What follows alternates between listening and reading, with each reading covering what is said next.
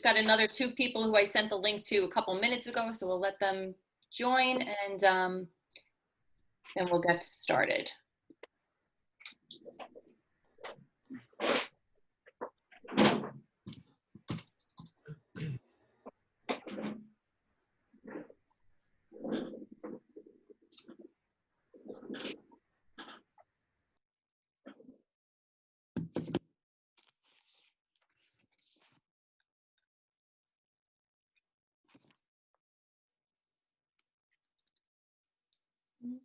Okay, all right, I think we'll get started. Can everyone hear me okay?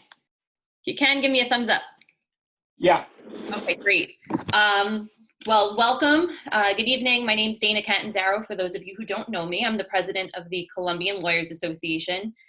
This is now our second monthly virtual CLE that we are co-sponsoring with the Brehon Law Society. And we also have the Iranian Bar Association co-sponsoring today's CLE. So I thank everyone for their participation from all the different bar associations. And it's great to see so many faces and boxes representing faces here tonight. So glad to have you with us. Just a couple of notes before we get started. As I mentioned below in the chat box, if you have any questions for our speakers during our presentation, you can just write those questions in the chat box and we will try to get to as many of them as possible. Also, during the program, there will be 2 codes read aloud, one in the beginning, one towards the end. Just make sure you write those down to include on your affirmation in order to get the CLE credit. Thrilled to have with us tonight running this program, Judge Nicholas Moyne from Criminal Court, New York County. Thank you, Judge Moyne. And we also have the Honorable Suzanne Adams and Massimo D'Angelo, and both of whom are on our board of directors. So we're thrilled to have our very own speakers here tonight presenting this wonderful CLE on force majeure and business interruption coverage, which is very relevant, obviously, in light of COVID and everything's going on tonight. So I think we'll hear some up-to-date developments even as recent as yesterday. So looking forward to today's presentation. And if anyone has any questions or any issues hearing, again, just please put those in the chat box and we will deal with them as they come along. Joy, I'll pass the mic to Judge Moyne.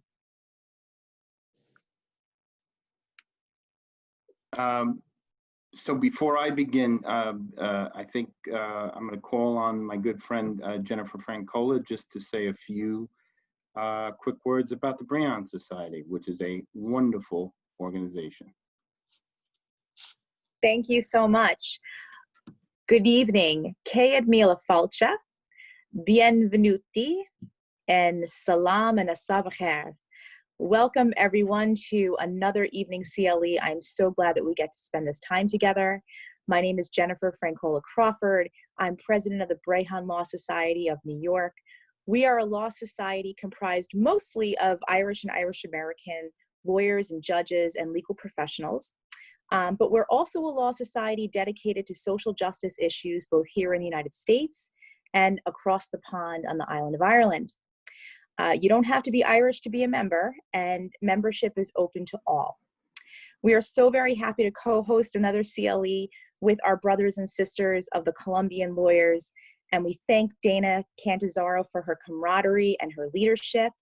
We are also very excited to welcome a new partnership with our brothers and sisters of the Iranian American Bar Association, and we welcome Farah Tabatabai, I hope I pronounced that correctly, president of the chapter in New York. Tonight's CLE is so very relevant for our time, and I'm so very happy to welcome our presenters, Judge Adams, Massimo D'Angelo, and our moderator, Judge Nicholas Moyne.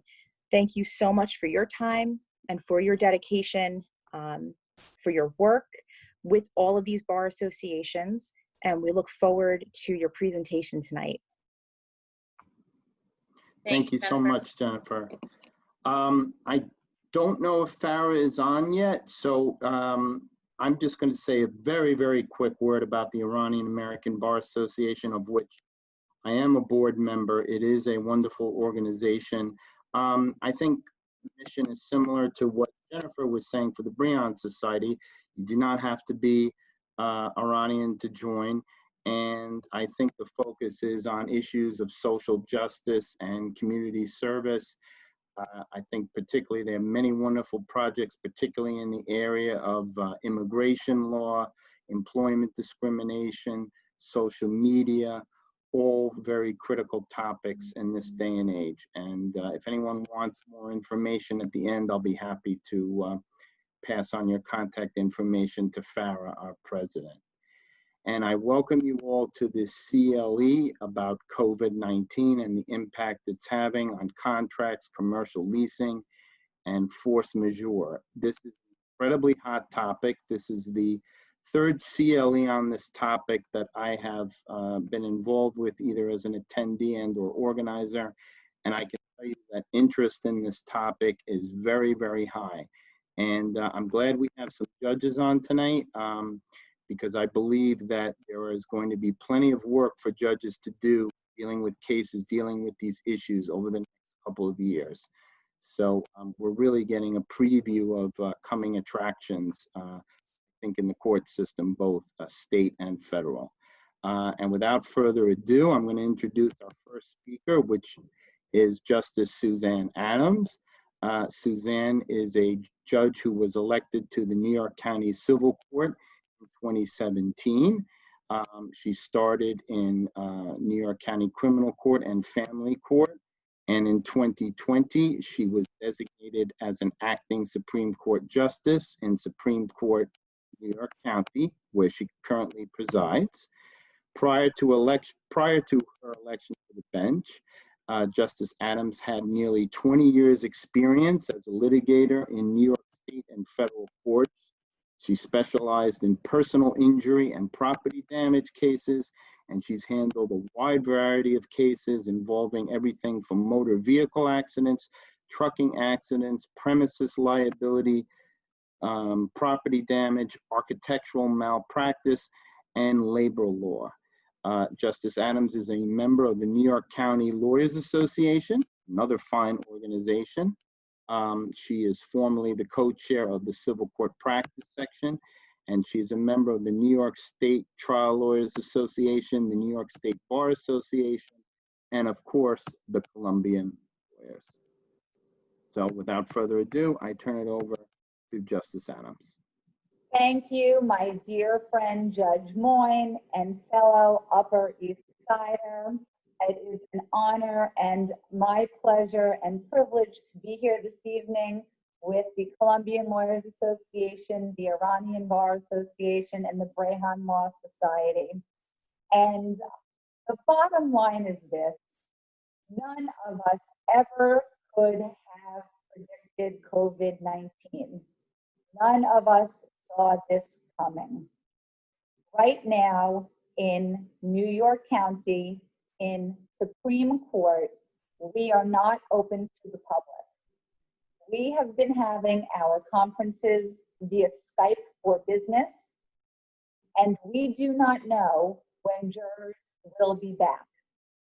What we do know is that 1,200 jury notices were sent out for criminal court grand jury for August 10th. And we're going to see how the jury pool plays out in criminal court for the grand jury, because obviously we all know that the priority is criminal court trials. The majority of us in Supreme Court in the civil division are not anticipating having jury trials for quite some time. So I just wanted to give a brief update on that. I do not know when we will be able to have the public back in the courthouse, but right now the procedure is in place. Everyone who comes into the courthouse must have their temperature taken. Every morning, every employee must fill out a COVID-19 assessment asking you several questions.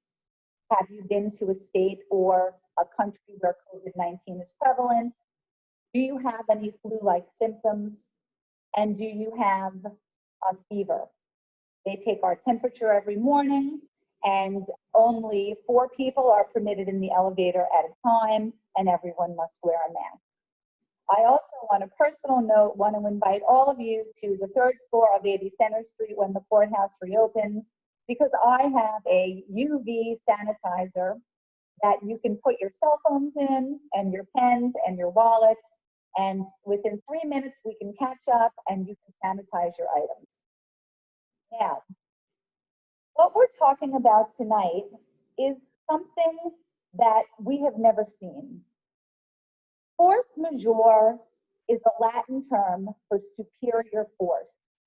And before COVID-19 happened, we always took examples to be a war, a riot, an epidemic, a strike, things like that, acts of God. Pollock on Contracts, the 3rd edition, defines force majeure as an event which, as between the parties and for the purposes of the matter in hand, cannot be definitively foreseen or controlled. Traditionally, force majeure clauses found in contracts excuse both parties from liability or contractual obligation upon the occurrence of some extraordinary event or circumstances beyond the control of a party. Now, one of the first cases of contracts goes back to 1863. In South London, there was an event organizer, and the case is called Taylor versus Caldwell, 1863, in case any of you want to cite it. In South London, there was an event organizer who contracted with a venue owner to rent out its facilities, the Surrey Music Hall, adjoining the Royal Surrey Gardens, to host a 4-day concert. The contract's payment terms and the event organizer agreed to pay the venue operator an installment sum after each concert. Prior to the first concert, there was a fire which was deemed an accident and completely destroyed the music hall. The contract back in 1861 did not contain a force majeure clause. So the issue was whether or not the event organizer's losses were recoverable. And Judge Blackburn, yes, Judge Blackburn from law school, said, the principle seems to us to be that in contracts in which the performance depends on continued existence of a given person or thing, a condition is implied that is impossibility of performance arising from the perishing of the person or thing shall excuse the performance. Now, that is one of the earliest examples of something that was unforeseen, and we can all agree that a fire is an act of God. Now, is COVID-19 something that would trigger these provisions? And as a judge, I have some guidance from the New York State Senate and Assembly. As of March 27th, 2020, the people of the state of New York, represented in Senate and Assembly, enacted the following.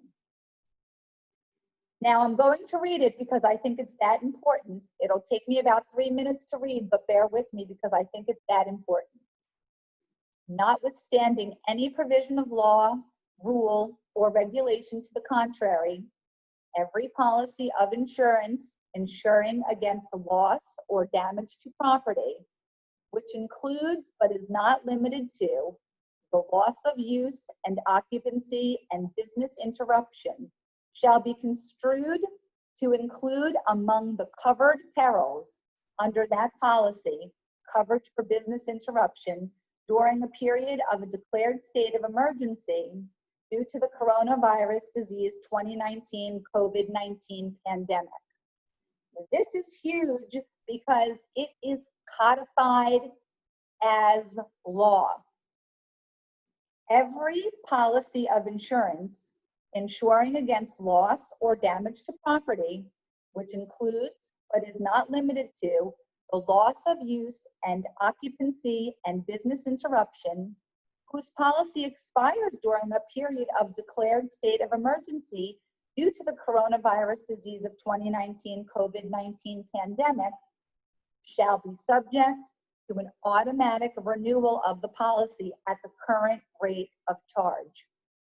Any clause or provision of a policy of insurance insuring against loss or damage to property, which includes but is not limited to the loss of use and occupancy and business interruption, which allows the insurer to deny coverage based on the virus, bacteria, or other microorganisms that cause disease, illness, or physical distress, or that is capable of causing disease, illness, or physical distress, shall be null and void, provided, however, the remaining clauses and provisions of the contract shall remain in effect for the duration of the contract term. The coverage required by this section shall indemnify the insured subject to the limits under the policy for any loss of business, business interruption, or the duration of the period of the declared state of emergency due to the coronavirus COVID-19 pandemic. This section shall apply to policies issued to insureds with less than 250 eligible employees in force on the effective date of this act. Eligible employees means a full-time employee who works a normal work week of 24 or more hours. An insurer which indemnifies an insured who has filed a claim pursuant to Section 1 of this Act may apply to the Superintendent of Financial Services for relief and reimbursement by the Department from funds collected and made available for this purpose as provided in Section 3 of this Act. The Superintendent of Financial Services shall establish procedures for the submission and qualifications of claims by insurers which are eligible for reimbursement pursuant to this Act.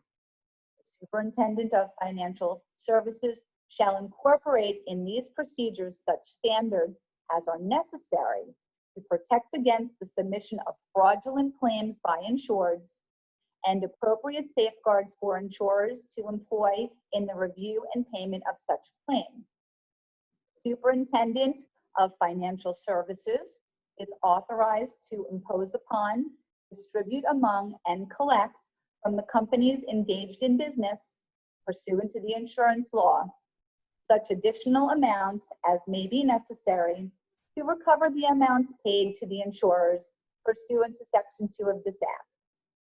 The additional special purpose apportionment authorized pursuant to Subdivision A of this section shall be distributed in the proportion that the net written premiums received by each company subject to the apportionment authorized by this section for insurance written or renewed on risks in this state during the calendar year immediately preceding bears to the sum total of all such net written premiums received by all companies writing that insurance or coverage within the state during the calendar year as reported. For the purpose of this section, net written premiums received means gross direct premiums written, less return premiums thereof, and dividends credited or paid to policyholders as reported on the company's annual financial statement. This act shall take effect immediately and shall be deemed to have been in full force and effect on and after March 7th, 2020, and shall apply to insurance policies in force on that date. So that is part one of the force majeure puzzle, because now if the insurance policy did not specifically contain COVID-19 provisions, which I can assure you it did not, because no one knew COVID-19 was going to happen. And it is actually a word that I only started hearing in March of 2020. No insurance policy had that. So the Assembly and the Senate helped us out. Now, I did email Dana and Massimo yesterday. On July 27th, we got a new administrative order that came from Chief Judge Janet DiFiore. Now, It's important because this goes into not only contract actions for civil litigation cases, but maybe for those of you who represent people practically in landlord-tenant proceedings, because foreclosures are halted right now, and this is a hot topic because we are having extremely high unemployment claims, and socially, this is something at the forefront of everyone's mind. Okay, the administrative order of the Chief Administrative Judge. Pursuant to the authority invested in me, and I'm not going to read all of it, effective July 27th, 2020. Day of commencement and enforcement of commercial foreclosure matters. There shall be no initiation of a proceeding or enforcement of a foreclosure of any commercial mortgage or non-payment of such mortgage owned by someone that is eligible for unemployment insurance or benefits under state or federal law, or otherwise facing financial hardship due to COVID-19 pandemic for a period ending August 19th, 2020. Judge, I'm just going to stop you for 1 second. It's a little hard to hear you. I don't know if something's blocking the microphone, but you may just want to reread that last section. Oh, sure. I'm sorry about that. That's Dana. better. Can you hear me? Okay. That's better. Consistent with the executive order, day of commencement and enforcement of commercial foreclosure matters. There shall be no initiation of a proceeding or enforcement of a foreclosure of any commercial mortgage or non-payment of such mortgage owned by someone that is eligible for unemployment insurance benefits under state or federal law, or otherwise facing financial hardships due to the COVID-19 pandemic for a period ending August 19th, 2020. Now, do I think that will be extended? I don't know. But if I had to venture to guess, I'm sure there will be some sort of modification or something else that comes out a few days before or around August 19th. Now, residential and commercial foreclosure matters may proceed as set forward below. With regard to court conferencing, any foreclosure conference or proceeding will be conducted remotely to the fullest extent practicable. No auction or sale of property in any residential or commercial foreclosure matter may be scheduled to occur prior to October 15th, 2020. With regard to the assessment of auction practices, prior to September 1st, 2020, the appropriate administrative judge for civil matters in each judicial district shall develop appropriate procedures and protocols for the safe and healthful conduct of such auctions within their districts in light of the COVID-19 pandemic. And something that is the bread and butter of settling cases and moving adversarial proceedings along, court conferences. Prior to conducting any further proceedings in any foreclosure matter, residential or commercial, the court must initiate a status or settlement conference. If any party does not appear at that conference, the court shall reschedule and make a second attempt to hold the conference before undertaking further proceedings. At the conference, the court shall review the procedural history of the matter, confirm compliance with notice requirements, inquire into the effects, if any, that the COVID-19 pandemic has had upon the parties, review any special relief under state or federal law to which the parties may be entitled in light of the pandemic, refer unrepresented parties to local civil legal service providers and housing counseling agencies, assessing any pending and anticipated motions, approve briefing schedules proposed by stipulation of the parties, and use best efforts, including referral, to alternative dispute resolution to resolve any outstanding issues. This order supersedes any other orders, and this came out and was effective July 27th.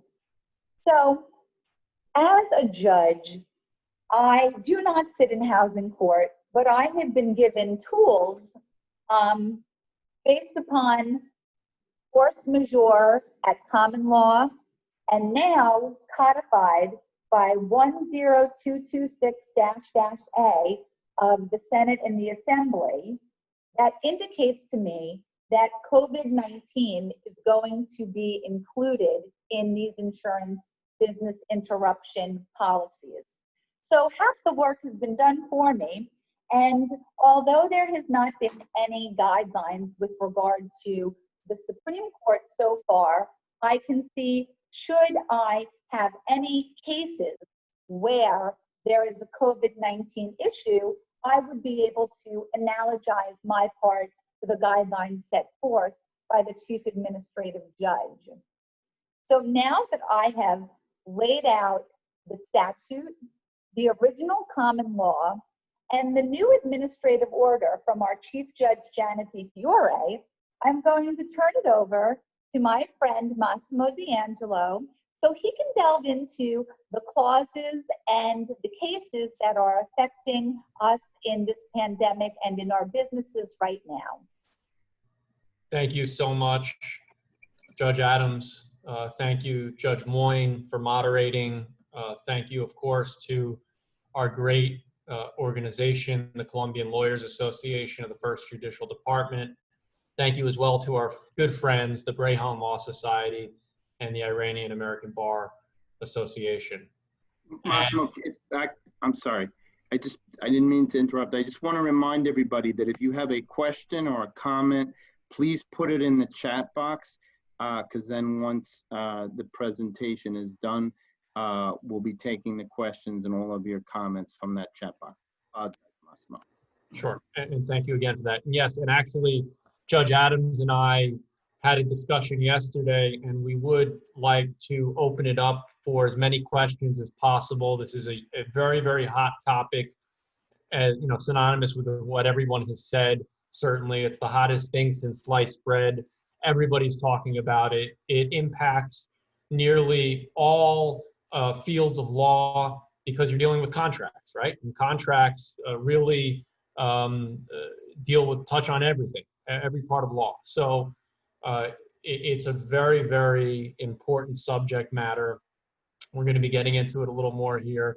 And actually, right before we jumped on to this lecture, I got a little ping on my phone. I got a little update, and it's terrible news, but we're at 150,000 deaths in our country, just as of a few hours ago.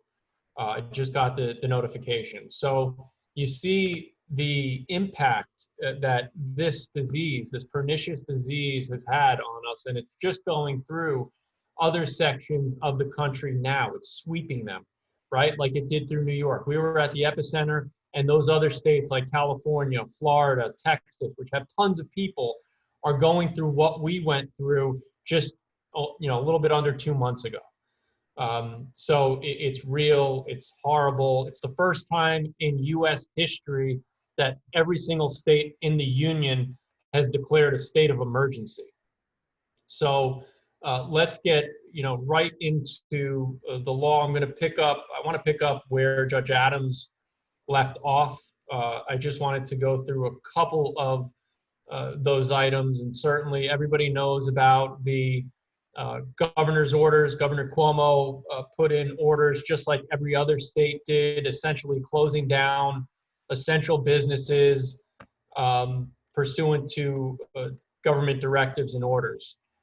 Those are part of the outline materials. We've included the first major orders, which talked about non-essential gatherings and put into place social distancing. Because what we do know, and we still know very, very little about this disease. In fact, when it first hit our shores, it seemed like the information was changing almost on a daily basis.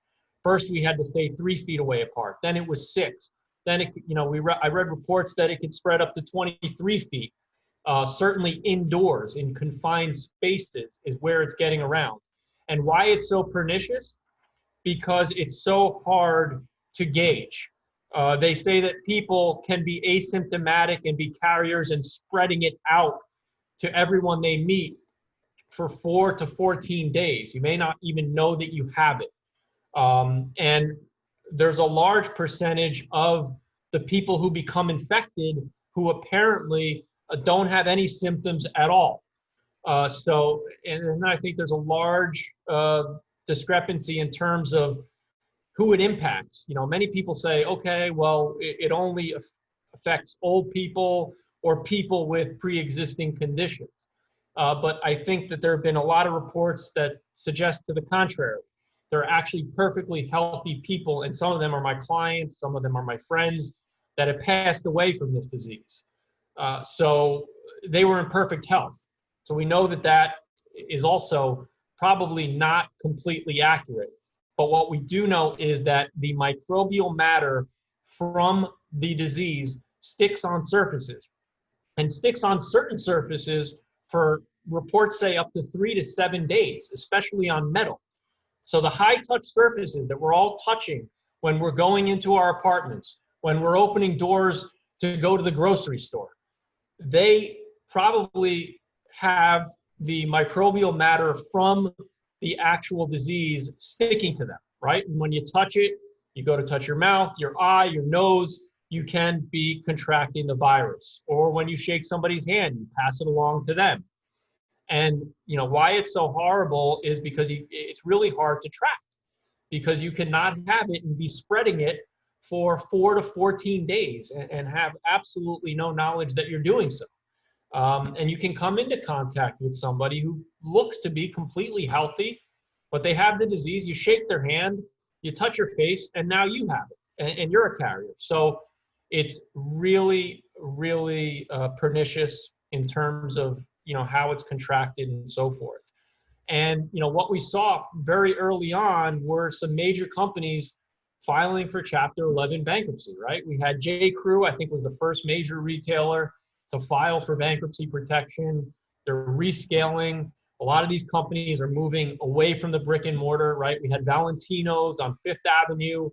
They're getting out of their lease at their flagship store here in Manhattan. A lot of people say, especially from Valentino, I actually spoke to counsel handling that case, but there are a lot of these big retailers that are moving their operations outside of New York City, or closing them completely and really focusing and putting all their money into development of virtual platforms in order to market their products, right? They're going away from the brick and mortar. You hear every day a new restaurant in New York City, extremely good restaurants, that are never going to open again, that were hundreds of years old, that are never going to open again. You have Brooks Brothers, right? For example, they recently filed Chapter 11 bankruptcy, and they're going through this same phase, right? And that's our most storied clothier from the U.S. They've fitted 41 out of 45 of our presidents, okay? So you're seeing the Pain Quotidiennes doing the same thing. And you're seeing these places close and move away from, brick and mortar, really. The fallout from this is just going to be tremendous. I think, as Judge Moyne pointed out at the beginning, we've only just begun. We're going to have years of this. So the ramifications are going to be tenfold. We're just getting started. So we're going to be seeing this over and over. And the decisions, I think, this is the important thing. The decisions on this, I think, are going to be all over the place, depending on what jurisdiction you're before and what judge you come before, what their predilections are, and how they view force majeure and how they apply it to the facts and provisions of your lease. I mean, I think you're always guided by the lease or your contract at issue, so you have to look at that first. And I'm just going to, piggyback off of where Judge Adams left off in terms of the case law. She defined it, with the Latin terminology and spoke about Taylor, which, I think Taylor is really the preeminent case that started this force majeure for us. And now I'm going to read the code. I think it's the perfect time. The first code is Taylor 1, Taylor 1. And I think for purposes of understanding force majeure and impossibility and impracticability, frustration of purpose, Taylor's a great case. As Judge Adams said, 1861, you have these beautiful Royal Surrey Gardens next to the concert hall. The concert hall could sit up to, I think, 5,000 people. It's no longer there. Now they're all commercial apartments, but they contracted to have this beautiful music performance there over a course of a couple days. People were going to walk across the park and go into the, into the gardens, which were world renowned. And of course, a fire destroys it. And you have the subject matter, the thing, the rest of your contract, which is completely destroyed. So obviously, you can't have performance. Under the old law, it didn't matter. So Taylor really creates this concept of impossibility where your subject matter is destroyed. It lets the other party off the hook performance-wise. So then you have Dexter v. Norton only 8 years later here in New York, where the New York Court of Appeals extends Taylor to cover non-performance under force majeure to New York law. And that's Dexter v. Norton. I believe it's Exhibit 3 in your materials. And that really caused a sea change here in New York. And the facts of Dexter are really great. You have your early cases here in New York, especially here in New York City. Dexter was the parties initially negotiated in New York City, but a lot of them are revolving around cotton, which was, the commodity of the day back then. And in Dexter, they contracted for 607 bales of cotton. There was a specific price. And of course, the cotton burns, right? There's a fire and it can't be delivered. And again, of course, the price goes up, right? So there's a lawsuit. And, what happens? Whether the doctrine of impossibility, which typically discharge performance in the event of destruction of real property, should be extended also to cover the cotton that was burned. And of course, the court held, following the Taylor and its ultimate progeny, that there is an implied condition in every contract which excuses performance if the subject matter is destroyed and there's no fault of either party, right? So you have that further expansion of the impossibility and practicability doctrine. The next case, aptly named the Tornado. It's a United States Supreme Court case which extends the doctrine of impossibility on a federal level. So it's back February 24th, 1878. There's a ship. It's in the wharf in New Orleans. It's being held in the dock. It's going to go over to Liverpool, England, again, to contract and deliver cotton. And of course, the ship was destroyed. And along with all the cotton that was on top of it, there was fire, water damage, couldn't perform the contract. So the Supreme Court in Taylor holds that the extension of the impossibility doctrine from Taylor, because the ship was destroyed and can no longer deliver the cotton, excuses performance, right? So those are the two big ones. One being, the New York Court of Appeals case, and then Tornado, the U.S. Supreme Court. I've also included on page 8 of the materials the court-created exceptions. It's interesting to see some of those cases and see how the law developed going forward on impossibility.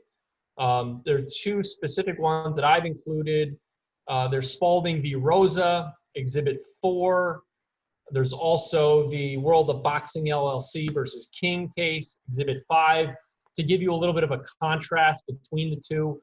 The Spalding v. Rosa case, very famous case where there was a troupe going out from New York City, I believe going to sing out in Minneapolis, and the lead tenor became sick, couldn't perform, he couldn't sing, right? So you have impossibility, and this was really the first time that impossibility doctrine was extended not to where there was a destruction of real property being the subject matter of the contract, but to personal services. Okay, so you'll see that more and more in some of these citations that I've given you in the outline.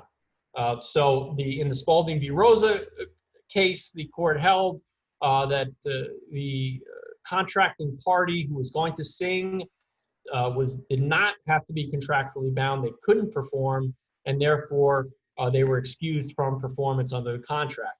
Then conversely, you take a look at the World of Boxing LLC case versus King, and that's Don King. I'm sure everybody remembers Don King. He had the iconic hair standing up like he put his finger in an electrical socket. In this case, he was representing a boxer, or it was his boxer he was promoting for him, ended up testing positive for performance-enhancing drugs. So in that case, the court says, of course, we're not excusing, and you're not going to get the benefit of this doctrine of impossibility, since your boxer we had to call off the match because your boxer tested positive for drugs. That's something that he intentionally and specifically ingested himself. So that doctrine is not going to be extended to protect him and allow him to not perform under the contract. He's still going to be liable for all of his damages. So then we have the Kinzer case, and I really like the Kinzer case. That's Exhibit 6 in your materials. And if you read through the Kinzer case, Kinzer actually has a great detailed outline of the original principles of force majeure that were also discussed in Taylor. But in Kinzer, there was a contractor that was excavating for one of the locks in a canal, and there was an extensive cave-in that occurred during that excavation. And it revealed that the earth was of a slippery, greasy clay. So performance was rendered impossible. The contractor could not possibly conclude or complete the construction. So accordingly, the Kinzer court ruled that although the contract did not expressly cover this type of contingency, the contractor couldn't perform. It's impossible. Okay, so what we have here also is a practice tip. I think it's a really good one, that although the contract is terminated upon the finding of impossibility or impracticability, the contractor is still legally permitted to recover quantum meruit damages, right? So the contractor is able to recover for all of its services in connection with the contract up until the point that it learned that there was this slippery clay and could no longer proceed to complete its services. And I think that's important in a lot of these contexts, bringing it to the modern analysis when you're doing these, is to always keep that in mind, especially if you're doing a restructuring of a lease, for example. I know Judge Adams brought up in the context of using force majeure in connection with a commercial lease restructuring deal between a landlord, especially a commercial landlord and a commercial tenant. In those cases, you still have your ability to recover for quantum meruit. So absent an explicit contractual force majeure provision in a contract, similar to how the courts developed exceptions post-Taylor, going forward here, you're going to see courts determining whether to extend force majeure to COVID-19 in order to excuse performance. And I think, as we said earlier, I think a lot of courts are going to be all over the place on this, unless the legislature steps in and enacts legislation and actually passes legislation which definitively speaks on the subject. It's going to be judges like the likes of Judge Adams, Judge Moyne, or those on the civil court bench that are going to be making these determinations. And I think they are going to be all over the place, depending on how the judges subjectively view this force majeure issue. But one thing is certain, you always have to look at the contract. And I think that's true in any legal case, right? That's your Bible. That's what you're going off of. The language of the contract always prevails. So what's in the four corners of the party's contract? And one of the most often cited cases in New York is the WWW Associates v. Jenkins Terry case. That's Exhibit 7 in your materials. And that says that when parties set down their agreement in a clear, complete document, their writing should, as a rule, be enforced according to its terms.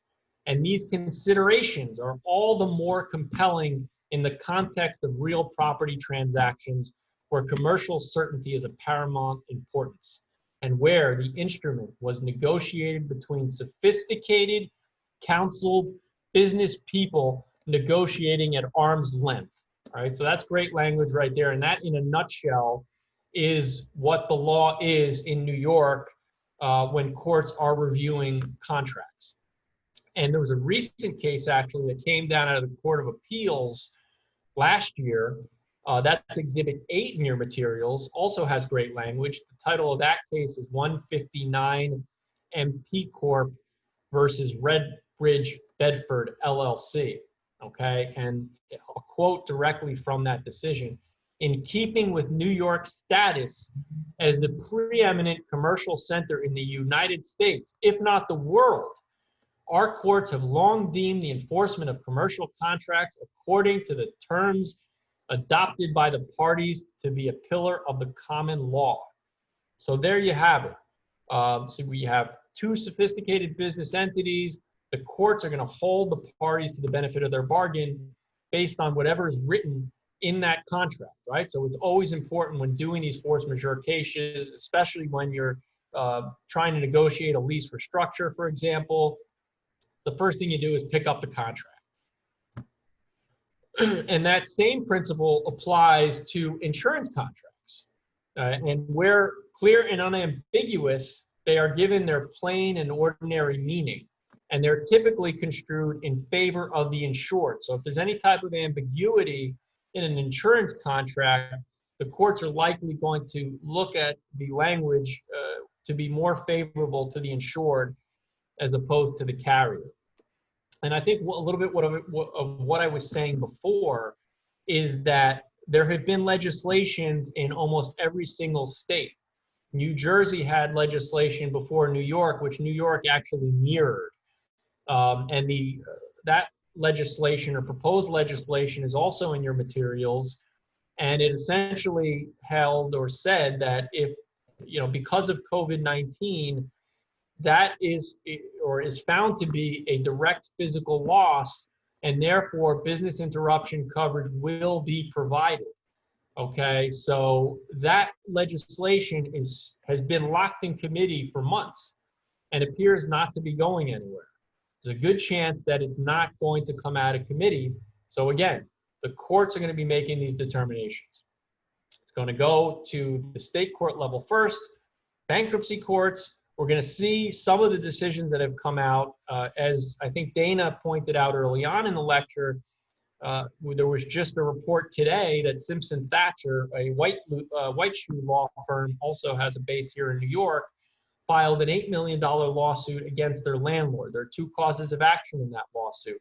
It's still so fresh that no index number has been issued, but the two causes of action are for breach of contract and for declaratory judgment. The breach of contract being that the landlord was unable to provide the commercial space to the tenant to use in connection with its business. And there was a specific provision in the Simpson-Thacher lease which abates the rent to the extent that use cannot be given to the tenant. So of course the Simpson-Thacher is seeking a declaratory judgment declaring that the rent abates in accordance with that particular provision and the explicit language of the lease. So I think another interesting point is the act of God. I mean, the act of God is separate from force majeure. Act of God is something that stands separately, and is separate and distinct. It's actually defined by each state.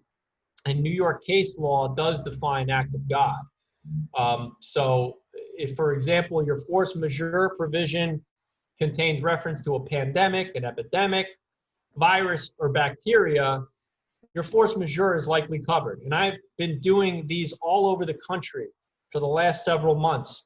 I'm representing several multinational companies, some of them headquartered in Italy. So I've been doing a lot of these. I've seen a ton of leases in the last few months, and very rarely do I see force majeure provisions make specific or explicit reference to virus, bacteria, or pandemic. You don't really see that. What's important, the distinction that's important, is that an act of God traditionally is viewed as something that is created by nature, right? You think your Hurricane Sandy or Hurricane Katrina, a storm, a flood, a volcanic eruption. These are things that typically are synonymous with an act of God. So under New York law, acts of God are specifically defined as events that occur without any aid or interference of humankind, and which cannot be avoided by human prudence and foresight. And that's the Merritt v. Earl case.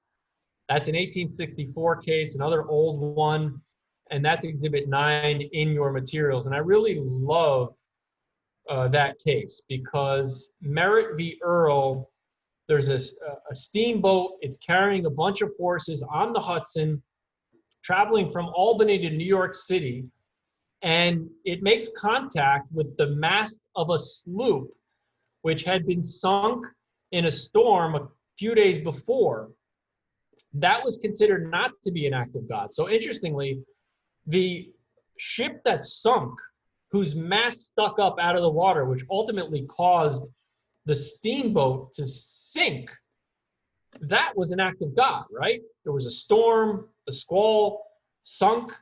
That's an act of God. But when you have another boat running into the mast, which was created by an act of God, the court holds that that is not an act of God. And therefore, you don't get the non-performance, and you don't have issues that would, you would have in other cases. In terms of New York jurisprudence, it's also well settled that force majeure provisions are narrowly construed. The force majeure clause specifically includes the event that actually prevents a party's performance. And the biggest case in New York is the Kel-Kim Corp case. That's Exhibit 10 in your materials.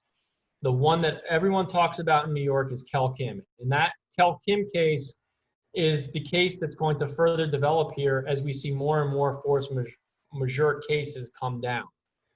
And the facts of that one are in the early 1980s, the plaintiff, Kel-Kim Corporation, leases a vacant supermarket in Clifton Park, New York, from the defendants. Leases for an initial term of 10 years. There are 2 5-year renewal options. And the understanding of both parties was that Kel-Kim would use the property as a roller skating rink open to the general public. And the lease, here's the kicker, the lease required Kel-Kim to procure and maintain in full force and effect a public liability insurance policy or policies in a solvent and responsible company, right? And there was a specific amount, there were specific parameters of what that insurance needed to be. So after the initial insurance policy lapsed, Kel-Kim was unable to obtain a policy within those specifically defined parameters and sought declaratory relief to the breach based on impossibility. So what do we have? The issue squarely before the court in Kel-Kim is where the force majeure provision of the policy does not specifically include the inability to procure and maintain insurance and does not fall within the catch-all or similar causes beyond the control of such party, will a party's non-performance be excused based on impossibility? So the holding in Kel-Kim, impossibility excuses performance only when the destruction of the subject matter of the contract makes performance objectively impossible. So moreover, the impossibility must be produced by an unanticipated event that could not have been foreseen or guarded against in the contract. Therefore, only if the force majeure clause specifically includes the event that actually prevents a party's performance will that party be excused. So I have some examples here in the materials of force majeure events that are typically enumerated in commercial contracts. Sometimes you see pandemics, it's actually quite rare. Quarantines, even more rare. National emergencies, I've seen those in quite a few leases. Acts of God, you usually see, those are pretty frequent. Governmental orders are as well. Floods, earthquakes, again, fall under acts of God. So where you have a specific force majeure clause that specifically defines the event that causes the force majeure, it will in all likelihood excuse performance as a consequence of the COVID-19 outbreak. But you're not done there. Almost all commercial leases also have a catch-all phrase after or at the end of the force majeure saying, notwithstanding any of this, that your performance is delayed, for example, in a landlord-tenant context, notwithstanding this, tenant, you're still obligated to pay rent. So if you're, for example, representing a tenant, how do you get around that language? Well, in most leases, you will also see, and I've included, if you take a look at the appendix, I've included several provisions from contracts that I've actually dealt with all over the country. And you will see in most of those commercial leases that you can make an argument similar to what Simpson Thatcher did to say that I can't use the property, right? The use of my commercial property is what the lease was originally premised on. If I can't use it because of COVID and there's microbial matter everywhere, all over the space on these high-touch surfaces, or because I'm closed due to a governmental order, I can't use the space. There are also in many leases casualty provisions, which typically protect the tenant in the event of a damage, destruction, fire, or other casualty. So what's also going to be very interesting here as we move forward is whether or not courts view COVID-19 as a casualty. Does it mean a casualty? Can it equate to a casualty? And if the answer is in the affirmative, then the rent will abate. So I did a lecture not too long ago with Justice Ingorin, who said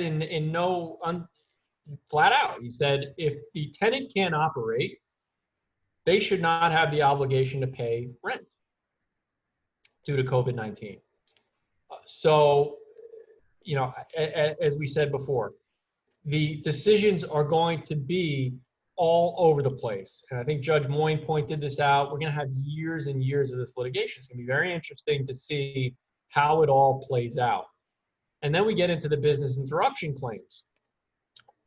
And if anyone is representing a commercial tenant or some retailer or restaurant, whatever the case may be, and your client has a business interruption policy, if you have not already made a business interruption claim, you should make one immediately.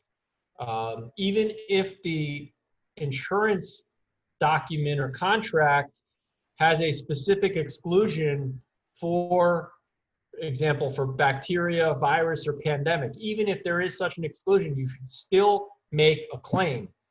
As we discussed earlier, there is legislation pending in committee. There's a chance that that legislation passes. If it does pass, we're surely going to get lawsuits from the carriers stating that that is a violation of the contracts clause. And it probably is. If you have a legislature enacting legislation saying, carrier, we're ripping up your insurance policy. We don't care that there's an exclusion saying that you don't have to pay out, in the event of virus or a pandemic, and now we do. That is, I think, a flagrant violation of the contracts clause. And maybe that's why the legislatures are not pulling the trigger and enacting this legislation. I read a report, I think today, that the number of claims and the amount of the claims at issue for COVID are somewhere in the vicinity of upwards of $30 billion. And that's, only within the last few months. So they're quite substantial, like nothing ever seen before.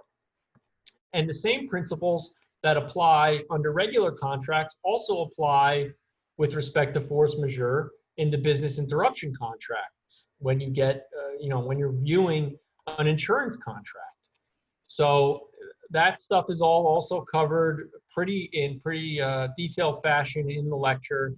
I invite you to take a look at that. I do want to get into some of the new cases here, the new developments in the law that have recently come down. And then we should turn it over to some questions because there's a lot of discussion here. I've also included some big force majeure and impossibility and impracticability cases from other jurisdictions, which I've already done the research on in connection with my lease negotiations and restructurings that I'm doing all over the country. But if you look here and you want to look on with me at page 17, there are some current force majeure and business coverage legal developments. The first two are in the international context. We have the Financial Conduct Authority in the UK. There was a recent case that they brought. It's a test case in the Commercial Court in London, which seeks clarification on business interruption coverage due to COVID-19. That's being closely monitored. I've attached a link there so anybody can check it out and follow it and also monitor it if they'd like. On May 20th, 2020, you have the Paris Commercial Court finding that COVID-19 did in fact constitute a force majeure event, suspending contractual performance under the force majeure provisions that were contained in that particular contract. And that is the Électricité de France and Total Direct Energie case. Then you have a case that a lot of people probably read about or know about. It's the HITS Restaurant Group case. This is the first decision on force majeure that came out in the US. It's a bankruptcy court in Illinois holding that the United States Bankruptcy Court held the executive order suspending dine-in services due to COVID-19 resulted in a force majeure event and partially excusing performance under the parties' commercial lease. July 1st, 2020, in Michigan, Ingham County, we have the Gavrilides Management Company case. And this is a very good one. There's actually, if you look at footnote 20 on the materials, I've included the link. You can actually watch the YouTube argument on this one. And in this case, the court held that direct physical loss simply, COVID-19 did not equate to a direct physical loss. The virus does not physically damage property in the traditional sense, right? This judge could not wrap her head around the fact that COVID-19's microbial matter, even though it might have to be cleaned or disinfected, is not the same thing as taking a sledgehammer and hitting the side of a building, right? So that judge held that there was no direct physical loss, and therefore there would be no business interruption coverage under the policy. Similar holding here in the Southern District of New York in the Life magazine case. And you read some of the language from the decision, and the court says, I feel bad for your client. I feel bad for every small business that is having difficulties during this period of time. But New York law is clear that this kind of business interruption needs some damage to the property to prohibit you from going. You get an A for effort, you get a gold star for creativity, but this is not what's covered under these insurance policies. And they cite to the Roundabout Theater Company case, which is also in your materials. And, you know, how we can discuss this when we open it up for questions, but how does everybody feel about this case and this holding? I mean, the judge says that New York law is clear and, you know, you need some damage to the property to prohibit you from going. Is COVID-19 a damage to property when it sticks on these high-touch surfaces that you have to constantly clean and disinfect? Is that not a repair similar to a repair that you make when you take a sledgehammer to the building? I don't know. That's what's going to be decided, but it's a very interesting subject. The Gap case, probably the most recent case coming down, that just came out last week, I believe, July 21st, 2020. The question of whether COVID-19 constitutes a force majeure was not specifically decided, but the court did grant the plaintiff with a Yellowstone injunction, and injunctive relief to stay the curing periods, but the tenant had to pay quite a bit of money in use and occupancy, pendente lite, in order to get that injunction.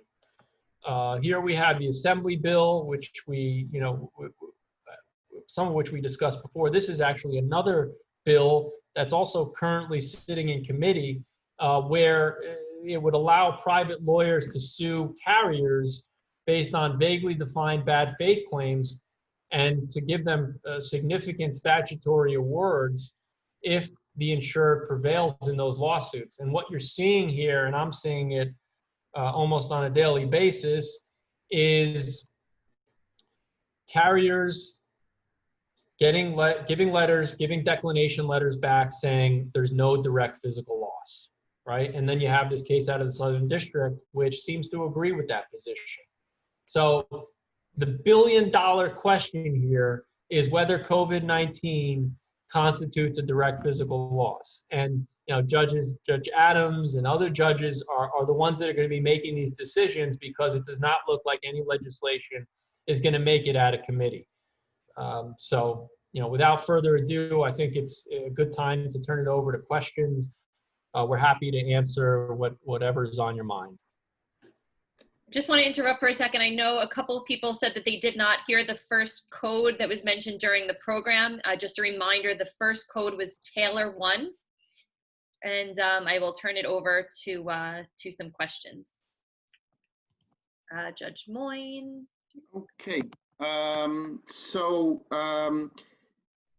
First, there was a question or a request if somebody could, or if one could get a copy of the Chief Judge's administrative order that was just read and discussed by Justice Adams. And I believe the answer is, of course, you can get that. I think maybe it's on the New York State Court website already. Is that right, Suzanne? Do you know? I have a hard copy of that. So what we could do is we could either email it when we send the certificates, or we could make all of the materials, including that administrative order, available on our website. So it'll be there. Right, and that literally just came in yesterday. So I have forwarded a copy to Dana and Jennifer, and anyone can get a copy of that from Dana. I think it might be easier to forward it with the certificates, but if anyone wants me to send it to them right now, send your email to the chat, and I will send it to you from my phone, because we are technologically moving forward, and I'm happy to do that. And there is a question, was Code 2 given yet? No, Code 2 was not given yet. Okay. Now is a good time for Code 2, which will be Taylor 2. TAYLOR 2. You can see we're very user-friendly here. All right, now, I don't see anything in the chat box. I don't know if people are being shy, or if people are uncomfortable using the chat box and would rather do a verbal question, we can accommodate either way. I have a question of my own as well, but I want to wait first to see what you all have to say. So if you want to type something in the chat box, go ahead, or you can also, I guess. It looks like we have one question there from Michael. Yeah. Okay. So the question is, assuming a claim is possible, what damages can be recovered in a business interruption claim? Loss of income? Can rent paid be recovered if it was paid, but the office could not be used? So again, let me just repeat, what damages can be recovered in a business interruption claim? Loss of income, and or can rent paid be recovered if it was paid, but the office could not be used? I'm assuming maybe the Simpson-Thatcher case, among others, probably touches on some of that. It's a great question. And again, first you have to take a look at what the insurance contract says. I have one that I'm currently dealing with, which does not have any exclusion for virus or bacteria. And in fact, it says that business coverage will be provided for interruption due to any civil orders mandating closures. And I still got a letter back from the carrier with a reservation of rights, declining coverage on the grounds that COVID-19 does not equate to a direct physical loss. So I think until that billion-dollar question is answered, you are going to be seeing this across the board from carriers. They're going to be declining coverage, and until there's a finding at the highest court as to whether or not COVID-19 is a direct physical loss.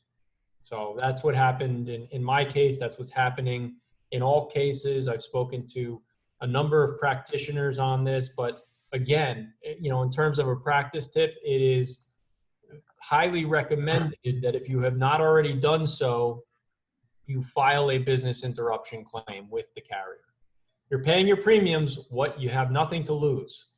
I have a multi-million-dollar case that I'm actually dealing with right now on business coverage, covering business loss. And I think the question talks about income. You have to look at what the policy covers. If it allows for it, then you can get it. But again, the carriers are not giving an inch on this, and they probably are working in unison together in that response. And to add to what Counselor Massimo just said, might I add that if you are sending something, I would go ahead and include this act from the Senate and the Assembly, because it specifically says, and this was in the included materials, an act in relation to requiring certain perils be covered under business interruption insurance during the coronavirus disease COVID-19 pandemic. And I would nicely say, attached for your convenience is a copy of the act that was passed by the New York State Senate and Assembly on March 27th, 2020. I think that might be something that would be useful. And what other kind of documentation would you recommend, or the carriers that maybe are at least entertaining claims of this nature, if not paying something on them? What kind of documentation do you think they'd typically be looking for with a claim? I've done a few of these now, and the information that they're asking for is, were any of your employees, did any of your employees test positive for COVID? If so, please send us, the report showing that.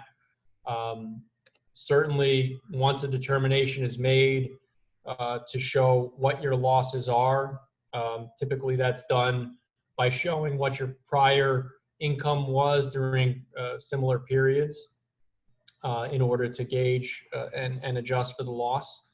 But that's really what they're looking for. The carriers want to see some level of detail to show that the space was closed due to the pandemic or due to the microbial matter that creates the pandemic. And again, sometimes you have policies that will provide for coverage simply on the grounds of a civil order. So that may, be enough.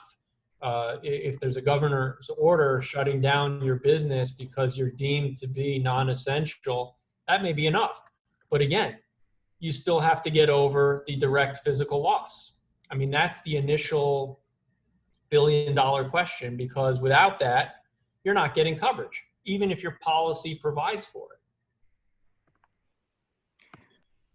So another question that comes up is, and this is a question that Jennifer asked, what happens if a business is still operating but at an extremely reduced rate during the pandemic? For example, if a bar can't open fully but can still serve takeout or delivery of alcohol and food, would they qualify for a business interruption claim even though they were still able to conduct business? And if I could add to that, because I'm also wondering how that relates to a duty to mitigate or a duty to act in good faith to try to overcome the force majeure event. So I think Jennifer's example is great. And just to add to it, what if you had also a situation where a restaurant actually could conduct takeout, but for various reasons, perhaps they had never done it before, or they didn't feel comfortable with the type of food they were offering, that it would be good for takeout, and they decided not to do that. Could they still argue that their obligations could be excused to force majeure, even though they weren't technically shut down? I think it's a great question. Really is a great question. And I personally, I think that the tenant, depending on what their lease says, still may have the ability to make such a claim if their lease allows them to. You know, you certainly have to look at the language of the lease. But you have a lot of these going on right now, and I'm actually negotiating several such lease negotiations and restructuring deals, seeking rent relief based on those precise facts, where I have a restaurant operator who has reopened or who never closed, or is simply doing takeout, and I've still been able to make the argument, because I've had the lease language that allows the client to do so, to make that force majeure argument with the landlord. And I've had a great level of success in getting rent relief based on those facts. So, I think the fact that a lot of people think that once a business reopens, you sort of lose your leverage to negotiate with the landlord. But I still firmly believe that if you have a casualty provision, you can still certainly make that argument. But again, it circles back to the billion-dollar question. Is it a direct physical loss? Does it constitute a casualty, abating the rent? And that question is going to have to either be answered by the legislature or the judges. So from the landlord's point of view, though, the more alternatives you offer the tenant, the better for you. If you don't want, perhaps, right? If you don't want the obligation to be excused, then you could try to offer more alternatives. Is that the way to go from the landlord's perspective? Exactly. And if I'm representing a landlord, which I also represent several landlords, if you look at it from the landlord's perspective, you're saying, okay, tenant, you were gravely affected by this. Did you get PPP funds? If so, how much? And there are actually questionnaires that a lot of commercial landlords will give to their commercial tenants, asking for this type of information. Oh, your sales are down? Well, how much are they down? You've been open the whole time. How much are your sales down by? What percentage? Did you get PPP money? How much did you get? Did you make a business interruption claim? Did you get any money from business interruption? We all know the answer to that question is going to be no, because the direct physical loss determination has not been made yet by any higher court. You have courts that are, all over the place on this issue, as we saw at the end of the lecture. But the Hits Court says that it is. The Southern District here says it's not. They're gonna be all over the place. Stay tuned, as they say. I think somebody has a question that they would like to ask directly. I see the hand. Go ahead, Josh. Hey, Massimo. 2 questions. Sorry if you guys already spoke about this. Obviously, I was a little late here. For tenants' remedies, let's just say, for instance, there's a tenant who is paying for a tenant whose apartment has balcony access. But pre-COVID construction started.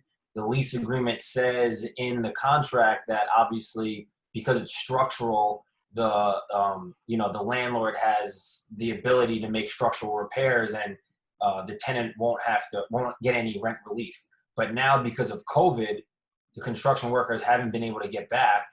Now it's summertime. My tenants are overlooking the ocean, but they don't have access to their balconies, and it's been delayed because of COVID. Is there any way that they could get any rent relief on this? Yes, the answer is it's possible. And again, I think that the first thing you need to do is look at what that contract says, and if there is a force majeure provision. So first, look to see if there's a force majeure provision. If there is, what event does it allow the suspension of services for? If there is some sort of catch-all, which still obligates the party to perform, notwithstanding the force majeure event. But the answer is yes. There's likely an ability, if you inspect that contract, to see, what position you can take in order to suspend performance. And foreseeable, we make this argument to the landlord or the management company. They say, no, sorry, we're not going to give you any rent relief. Tenant stops paying. I mean, what next? Right. Well, then, you have two options. And I'm seeing a lot of this. One option is to sit back and see if you get sued, and then, for example, bring up the frustration of purpose doctrine, which is usually used in the defensive sense.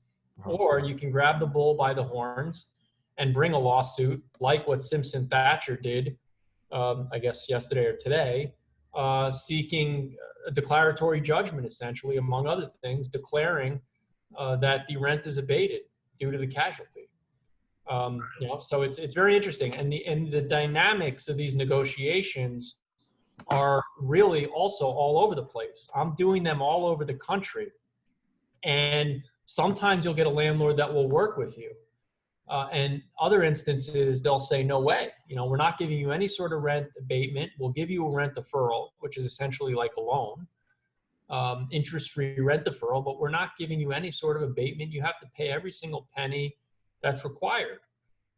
And I think that the legislature here in New York recently passed a law abolishing personal guarantees or good guy guarantees for those businesses that were adversely impacted by COVID. And that was back in May, towards the end of May. I think de Blasio signed it on May 26th. And you had commercial tenants walking in the next day to their landlord's offices, tossing the keys on the table, saying, this legislation just passed, 1932A, I'm no longer personally on the hook. I was impacted by COVID. I run a restaurant and haven't been open since March 20th. Here are my keys. I'm walking away. So, I mean, that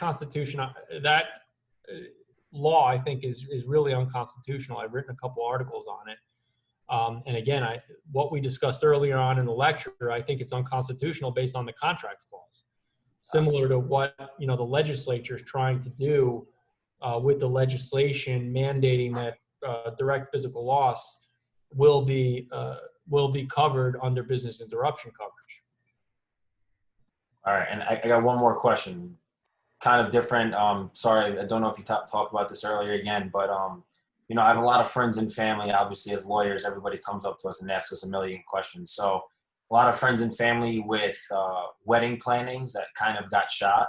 But when you sign up for a venue, your expectations are one thing. Now, due to COVID, sorry, there's a minimum requirement. There's no dancing allowed on the dance floor. Everybody has to wear masks. There's no cocktail hour. But I have clients that have already put down large sums of money, signed contracts. There are force majeure clauses in it, but what's happening is these venues are making these people, my clients, either reschedule their wedding for years down the line when it's insignificant, and they're not returning the money. So I mean, are they just going to file suit? I mean, is that the only way? I mean, is that going to be a business interruption due to force majeure? Yeah, I mean, these are all great questions, and only time will tell. But I've had similar instances to what you're talking about. We were going to put on the gala for the Italian school, and the deposit was paid, and they had to move it. There's also an important case that we have in the materials, which was a lawsuit also recently filed here on the Upper East Side from an art gallery. The tenant who runs and operates the art gallery sued the landlord because the purpose of the lease is to allow 500 some odd people go into the art gallery and see the artwork. Can't do that anymore. So the entire purpose of the lease has been frustrated or has become rendered impossible, right? So, it's going to be interesting to see how these things turn out. And from a business interruption standpoint, again, it all comes down to direct physical loss.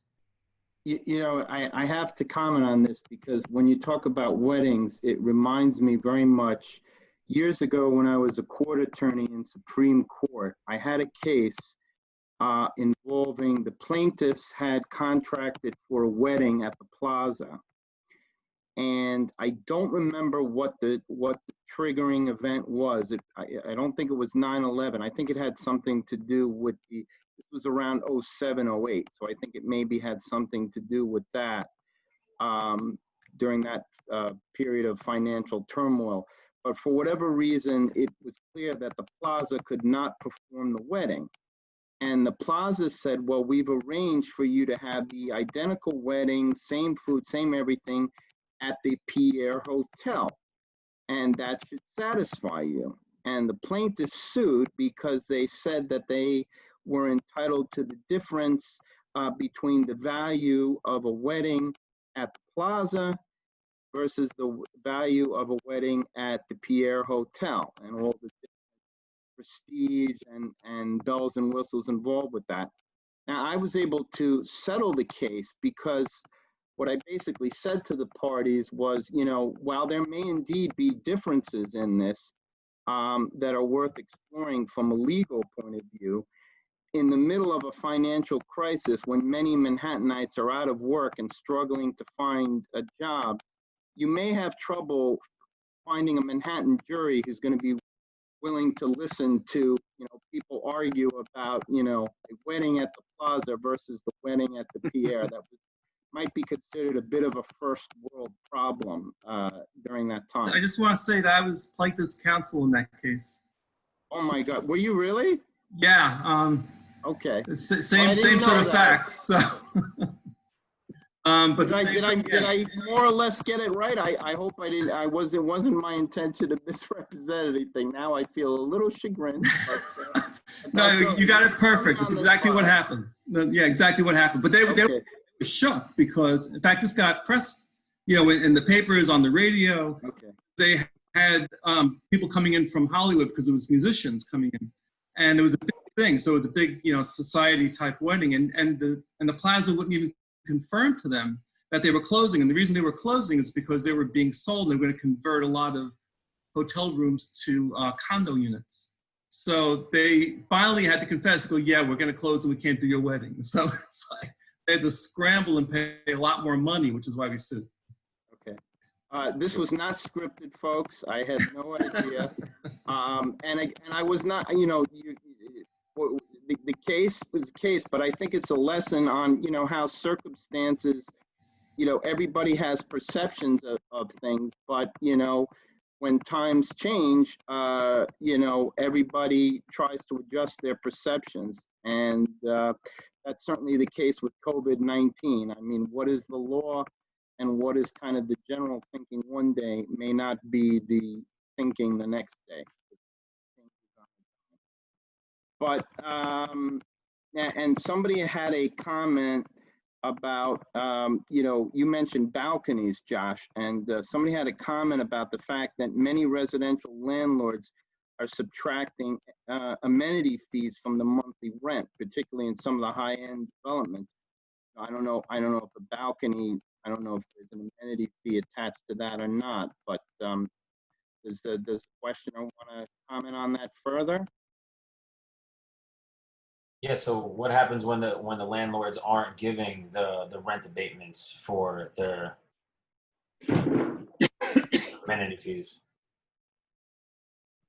Yeah, I mean, that's happening. It happens with, you know, some level of frequency where I come across a landlord that is not going to give any abatement.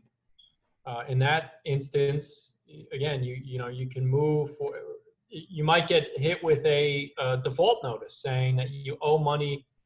And this is an interesting question, actually, that's now currently developing. But typically what happens in the landlord-tenant commercial sector is if there is a default of money that's owed under a lease, a landlord will serve a default notice.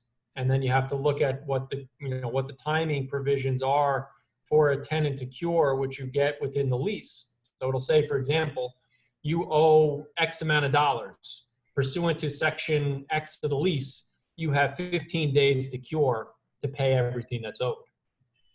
And in that instance, we have in New York what's called a Yellowstone injunction, which is one of the most powerful weapons that a commercial tenant has at its disposal. However, those are not, you can typically not get a Yellowstone simply for money. So if the default is a monetary one as opposed to a non-monetary one, right? For example, we all know our non-monetary defaults. If you get a violation from the fire department, you don't have an exit sign up properly, or some other violation that needs to be cured, that usually equates to what's called a non-monetary default. For monetary defaults, you generally cannot get Yellowstone relief. That's what our case law says. But I think that that's going to change, and there's going to be interesting developments in that, which are already percolating, because as a commercial tenant, I'm taking the position, Judge, here's my Yellowstone. I've met the 4 qualifications. I have a commercial lease. I got a default notice. I'm willing to cure, and I'm ready and willing and able to do so. Otherwise, I'm going to lose my valuable leasehold. And Judge, you should give me the relief I'm seeking here in this instance, even though it's purely money, because we don't really owe the money. If you take my viewpoint and agree with me, Judge, that COVID-19 is a casualty, the rent abates. So I don't really owe money. In essence, the default notice that I got is a mere nullity, right? Because there is no money that's owed. And I think that you're going to be seeing a lot more Yellowstones and the development further of Yellowstone law in this particular sense going forward, because that critical billion-dollar question has to be answered.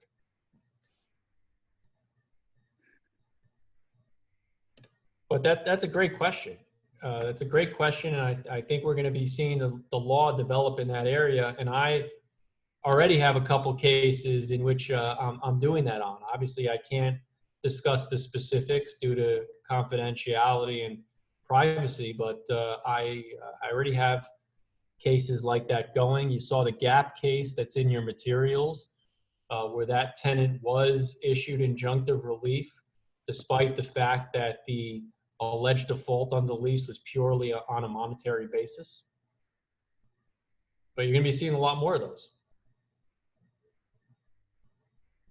Well, that's one of the good things about, again, as I said, about CLE on this topic is it's an evolving story, and you guys are all playing a part in it, and we're going to see how it develops. Does anybody have any other questions or comments or anything they would like to add? All right. Thank you very much. I want to thank our speakers and everybody for attending, and I hope you guys found this as informative and as fun as I did. It was a great presentation. Thank you so much, Judge Moyne. Judge Adams, Massimo, thank you so much for speaking. The materials you put together were wonderful. We will certainly make those available on the website, as well as the administrative order that Judge Adams read earlier in the program.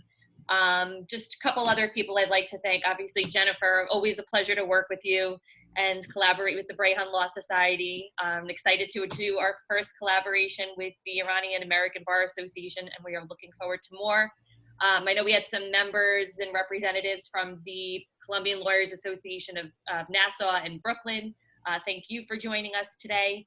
And since Judge Moyne mentioned the case with the Pierre Hotel, I would be remiss if I didn't mention our Apollo Scalia luncheon, which, as you may know, was originally scheduled for this April. We had moved it to October. We have now again rescheduled it for May 7th, 2021. And Judge Sally Ann Scarpula, who was just appointed to the Appellate Division and was our recipient in 2020, will receive the award on May 7th, 2021. So look for information for that in your email as well. And that'll be on our website too.